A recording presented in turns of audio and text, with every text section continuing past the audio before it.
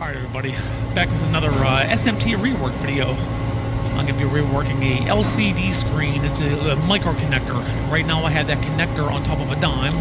So pull a dime out of your pocket, look at it, and then watch this video. And you can get a size comparison, size reference. And there's the leads right there. Alright, so let's go ahead and get this started. Show how it's done here. Alright, in this video I'm going to be, or in this rework session, as usual, using my board heater and the Tachyflux.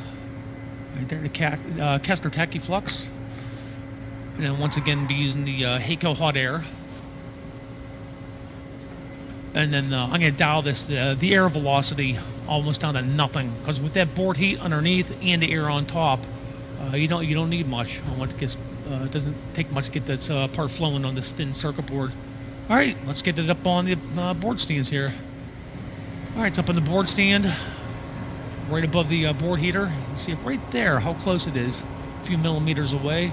And it won't get so hot where it's going to melt parts. It gets it just under melting temperature. And I need it that way to rework this heat-sensitive part here. And then once again, I'm going to show you how I'm going to hit this. There's the leads right there.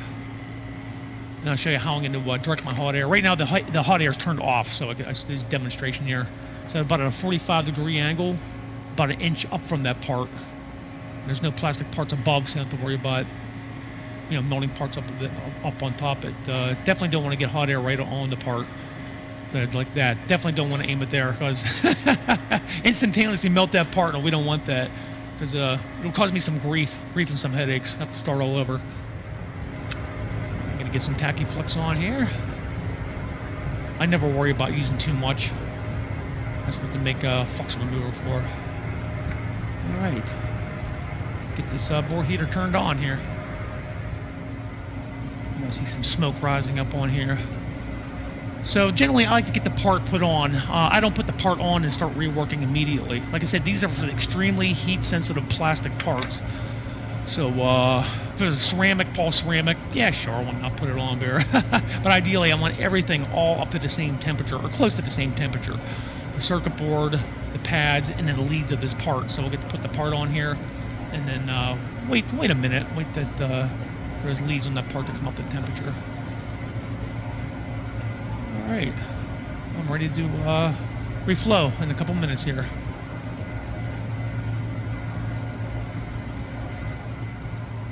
Alright, a few minutes have passed. Here we go with the Heiko hot air. Going gentle, very gentle. I'm going to let that heat wick up, and you'll see that part fall down on the circuit board when it melts.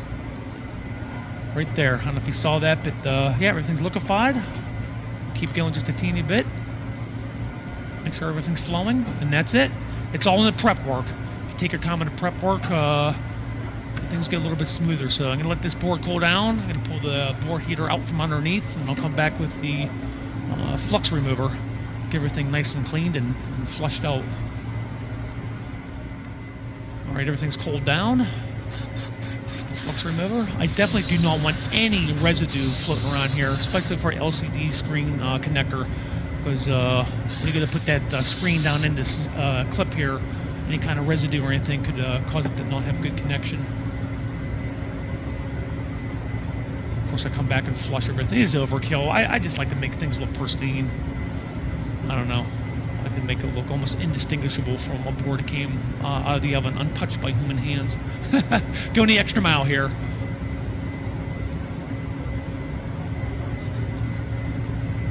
I'm satisfied with that. Let me get some close-up video here. And there we go. Sorry for the cell phone.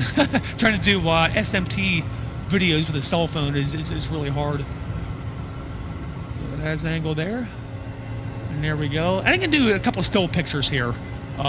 Show you a clip that was placed by machine and went through the reflow oven, untouched by human hands, and then compare it to the one I did. Alright, so here's a picture here. This is untouched by human hands. Placed by machine, reflowed in the oven. And then I'll show you side by side the one I did here. So look at that for a little bit. I don't want to hide anything. And then I had to put a black dot on this board here so I could tell which one I did. And there's the one I did by hand. So that's the way I like to make it look nice and pristine and, I don't know, high quality work. That's what I tried to go for. All right, thanks for watching KP68 out here in Pittsburgh, Pennsylvania. And we are free and clear. Click.